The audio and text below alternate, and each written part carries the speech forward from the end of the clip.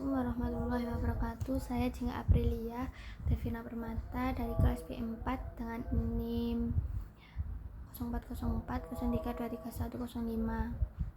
Sini saya akan menjelaskan mengenai teori psikodinamika.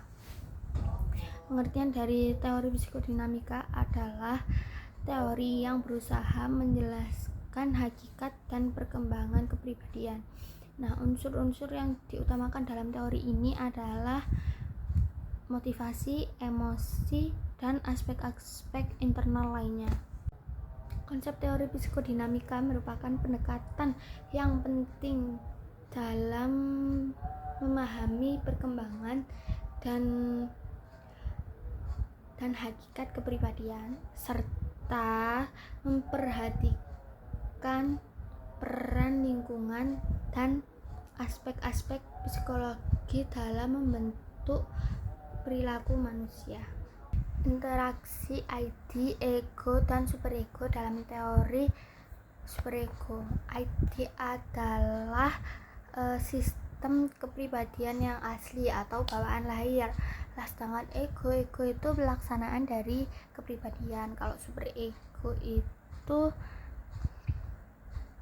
prinsip-prinsip moral dan idealistik dari kepribadian. Manusia sehat dan tidak sehat menurut teori psikodinamika. Menurut Alport ada 5. 1. Kepribadian terintegrasi, kemandirian,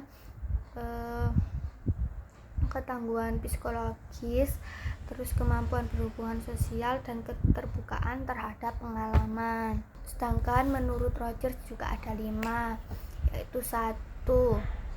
Penerimaan diri, 2. Kesadaran diri, 3. Pertumbuhan diri, 4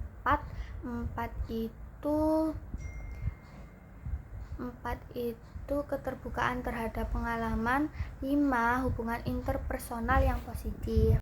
Itu saja yang saya sebutkan untuk manusia yang sehat menurut toko psikodinamik. Sedangkan yang tidak sehat yaitu ciri-cirinya ada 4. Ketidakmampuan individu untuk membangun hubungan persahabatan. 2. Sulit melakukan konsentrasi dengan baik. 3. Adanya sikap penyangkalan. 4. Ketidakmampuan dalam memperjuangkan diri, seperti ingin bunuh diri. Pandangan Sigmund Freud terhadap teori psikodinamika. Teori psikodinamika ini ditemukan oleh Sigmund Freud, atau beliau itu mengembangkan menjadi psikoanalisis. Nah, bagi Sigmund, kesadaran merupakan bagian terkecil dari keseluruhan jiwa. Menurut Sigmund Freud, kepribadian terdiri dari 3, yaitu ID, ego, dan superego. ID ialah sistem kepribadian yang asli atau bawaan lahir, sedangkan ego adalah adanya ego itu karena kebutuhan organisme melalui transaksi yang sesuai dengan dunia kenyataan objektif.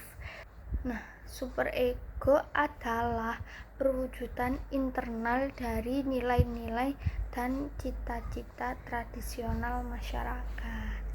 Pandangan Erik Erikson terhadap teori psikodinamika. Nah, Erik Erikson tidak sepakat dengan pandangan Sigmund Freud, karena menurut Erik Erikson, manusia tidak hanya memenuhi insting semata, namun juga merespon kondisi lingkungan sebagai salah satu cara beradaptasi. Teknik-teknik dalam psikodinamika ada 6. 1.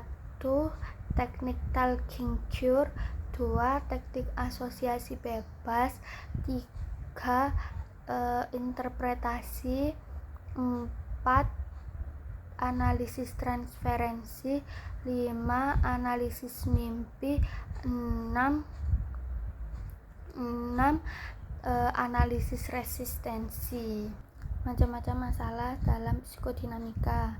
1. Konflik internal. Konflik internal ada 2 jenis, yaitu manusia dengan diri sendiri, 2. konflik dengan orang lain. Masalah yang kedua yaitu pertahanan diri. Jenis-jenis pertahanan diri ada 3, yaitu hayalan atau denial, 2. represi, 3. proyeksi. Nah, permasalahan yang ketiga adalah ketergantungan dan kemandirian. Teori humanistik adalah proses belajar pada manusia merupakan proses yang dilaluinya untuk mengaktualisasikan dirinya. Tahap-tahap pembelajaran yang menggunakan teori belajar humanistik ada 4. 1. Tahap pengalaman konkret. 2. Tahap pengalaman aktif dan reflektif. 3. Tahap konseptualisasi. 4. Tahap eksperimentasi aktif. Manusia sehat dan tidak sehat menurut teori humanistik. Pertama, menurut Carl Rogers, yaitu 1. mampu mempersepsikan dirinya, orang lain, dan berbagai peristiwa yang terjadi di lingkungannya secara objektif. 2. Dia terbuka terhadap pengalaman. 3. Mampu menggunakan semua pengalamannya. 4. Mampu mengembangkan dirinya ke arah pengaktualisasian diri. Berikut manusia sehat menurut teori humanistik dan menurut Abraham Maslow. 1. Menerima dirinya, orang lain, dan lingkungannya. 2. Mempunyai komitmen. 3. Bersikap mandiri atau independen. Dan yang keempat, sangat senang menjalin hubungan interpersonal, dan lain sebagainya. Manusia tidak sehat menurut para tokoh ahli humanistik. 1. Ketidaksesuaian dengan dirinya. 2. Kurangnya pengembangan diri. 3. Ketidakmampuan untuk mewujudkan potensi. 4. Ketidakmampuan dalam hubungan interpersonal. 5. Ketidakmampuan dalam memahami makna hidup. 6.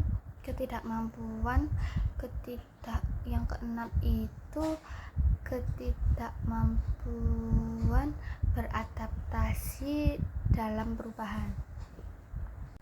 Pandangan Abraham Maslow terhadap teori humanistik yaitu proses belajar pada manusia yang merupakan proses yang dilaluinya untuk mengaktualisasikan dirinya. Jadi seperti itu. Jadi proses belajar itu lebih penting daripada hasilnya. Teori humanistik menurut Carl Rogers adalah proses belajar yang membutuhkan sikap saling menghargai dan memahami antara murid dan gurunya. Struktur kepribadian menurut Carl Rogers ada 3. 1. Organisme. 2. Medan fenomena. 3. Self. Teknik konseling dalam teori humanistik ada 7. 1. Penerimaan. 2. Rasa hormat. 3. Memahami. 4. Meyakinkan. 5. Dorongan. 6. Pertanyaan terbatas. 7. Memantulkan pertanyaan atau perasaan. Macam-macam masalah pada teori humanistik ada 4. 1. Kurangnya motivasi belajar pada siswa. 2. Kondisi insecure pada siswa. 3. Kurangnya pengenalan diri oleh siswa. 4. Slow learner. Sekian materi yang saya sampaikan. Apabila ada salah kata, mohon maaf sebesar-besarnya. Assalamualaikum warahmatullahi wabarakatuh.